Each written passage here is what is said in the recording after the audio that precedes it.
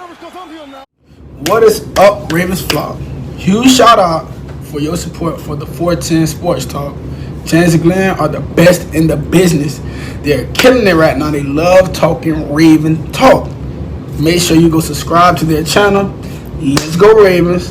Big trust. Welcome in, everybody, to another episode of 410 Sports Talk. James Haskell, along with my co-host Glenn Martin, and we are excited to talk about the speculation that runs rampant in the offseason. Players connected to the Ravens, Ravens connected to players, us looking to fill some needs. So we're going to talk about some NFL free agency, particularly your Baltimore Ravens. But before we do, take a second, hit the subscribe button, give us a like, turn your notifications, and always leave your comments below. Glenn, there's one Raven, former Raven, that has been connected to the current Ravens. Who is that? Let's chat about it. All right. Well, I'm sure every Ravens fan can remember this name because he is one of the ones that I look back on and say, that one got away, right? There's not a ton of Ravens that leave here and go on to, a bunch of success. And I look and go, man, we missed out on a guy there. But certainly you could say that about Za'Darius Smith, who, of course, left here to become a very highly paid player and rush the passer for the Green Bay Packers and had immediate success with the Packers and really sustained it over a 2-year stretch. So in his first season with Green Bay, Za'Darius Smith had 13 and a half sacks. And in his second full season in 2020 had 12 and a half sacks. So a guy that, and he played in every game in those 2 seasons and started every game. Immensely successful. Well, he just tweeted out. It's funny how little you can tweet out and how much Start the a news fire. can, just absolutely snowball from a simple tweet. He just tweeted the bug eyes, or this. I don't even know how to describe it. It's just the big eyes look, and that was it. No caption, no words, nothing, just the eyes. And then Patrick Queen tweeted back the exact same eyes right back to him, and so did Marlon Humphrey. And then a bunch of Ravens fans, of course, jumped in and saying, come home and we need you. And certainly, Jimbo, there's no doubt that there is a need at that position. Right now, the only current edge position player that you feel good about is Odafe Owe. Because, of course, and he didn't even finish the season. Right. And Bowser tears his his Achilles in the final game of the season. And Justin Houston's a free agent. And so it's a mess right now at the edge spot. And so we would, I'm certain, welcome the talent that Za'Darius would bring back. But here's the question, Jimbo. He played in just one game in the first game and then missed the entire regular season with back surgery until I think he returned just for the playoffs. So I remember correctly. That Niners game. Yeah. So he is 30 years old. What's your initial thoughts when you heard of him possibly returning? Well, I think a lot of Ravens fans are going to get really disappointed this offseason. And I just want to harken back to a video that you and I did about, and I would encourage you guys to go check it out, about what we learned from the Super Bowl, right? And essentially we came out of that. I felt like you and I came out of that with a consensus that the Ravens, in whatever way, shape, or form it manifests itself, the Ravens need to go all in a bit more, right? Like, I think you and I both kind of talked about that and the need to do that. So with that being said, I think that the Ravens feel that, and there's a higher likelihood that some of these big name signings could happen. However, I think that there's a few things working against us. One, he's on the wrong side of 30, like you said. 2, how much money is he going to be expecting according to projected cap space?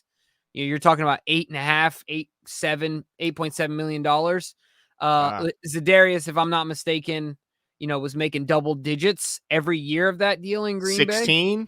Yeah, so double that, right? He's getting paid over double time, right? Like, so damn it. Those, like, all of it makes sense in my mind, right? You bring a guy back home, he's familiar. You got a new DC who has shown, at least in college, he can get the most out of his edge rushers and really, buoy them up and set them up for success. But I don't know if the finances work. I don't know if the recent back surgery, we don't want another Derek Wolfe, right? So I'll tell you this. I don't see it happening. I would say that there is a less than 30% chance this happens. And I know it's Wow. hard to hear, Glenn. Like, as a Ravens fan, I Yeah. want it to happen. I don't think it happens. Yeah, we want it to happen, but only if he can replicate some of the success he Sure. had here and, of course, in Green Bay.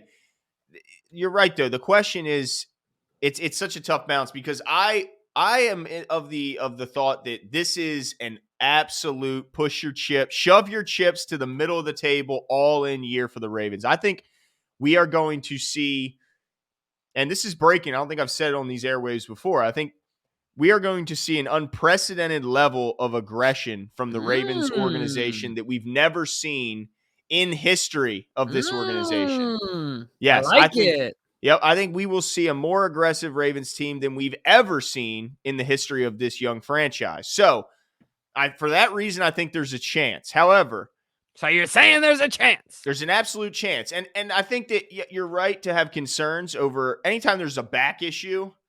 Anyone who's known someone with a back issue, has had back surgery, it's tough to get back to 100% once you start cutting open the back and fiddling with things.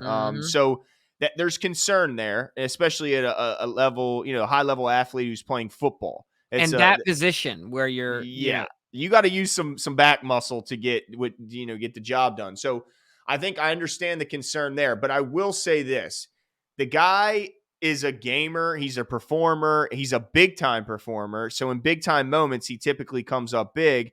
And look, he hadn't played all year, Jimbo. He came off back surgery. He suits up for the Niners game, and he gets a sack in just 35% of the snaps. That's what he does, dude. He's a walking sack. He's just a sack waiting to happen, which I think we should stop saying sack because it's just got too many bad references. But I think you know what we're saying. The guy can get to the quarterback if he's healthy. And outside of last year, the guy's been relatively, you could look at him, he's been a healthy participant. Now, most guys in their 20s are typically more healthy than they are in their 30s. So that's also, something I'm aware of, and there's concern there. But I think the question is, what does Za'Darius want? He already got his monster payday, right? He got that from Green Bay. Oh, he wants another one. I'm sure he does, but it's not like the Ravens wouldn't, I think the Ravens would come correct with a fair market deal, but I do believe that there will be a team that will outbid the Ravens. So the question is, what does he value the most? Because I think in Green Bay, I think they're in for some tough years because I'm of the belief that Aaron Rodgers is going to leave Green Bay. And if he leaves, I think they're in cap, they're a mess, right? Exactly. So if you add on that they're losing Aaron on top of the mess that they're already in, and the fact Devontae, because I think if Aaron's gone, there's no way. Like, and honestly, I wouldn't be surprised if Devontae and Aaron Rodgers become a package deal wherever they decide to go. But I think that I don't think that that's the place to hit. If he wants to compete for championships, I don't think Green Bay is the place to do it. Now, he's going to have a lot of suitors. This isn't like it's going to be the Ravens or the Packers. There's going to be plenty of teams if they get a good, a thumbs up from the doctors about the back. He's going to have a lot of suitors. But we've heard many players, veterans who have been around the league, come to Baltimore, and they talk about how it's just different. We just had LaRon McClain on last week, and he talked about, he realized it when he got to Kansas City that, wow, okay, it's different everywhere else. And in fact, he said after he retired, if he could turn back time, he would have said, whatever you want to pay me, I want to stay in Baltimore. It's just different here. It's a family here. They treat you with respect. So maybe, just maybe, Za'Darius Smith has learned that valuable lesson that so many veterans have said they learned the hard way. And maybe he learned that and said, you know what? They were right. Those vets that told me it's different in Baltimore, they were right. I had more fun there. I had, I had more success from maybe a team perspective because certainly we had some successful years. But I think the big thing is, he may be just more comfortable and happier when he was in Baltimore. So that might also be playing in our favor. But well, let me ask you this, Glenn. Okay. How many times in your life have you turned down a pay raise? Well, you know what? Honestly, Jimbo, I did recently turn down a slight pay raise. Okay. I did, but what if it were, the commute was horrible.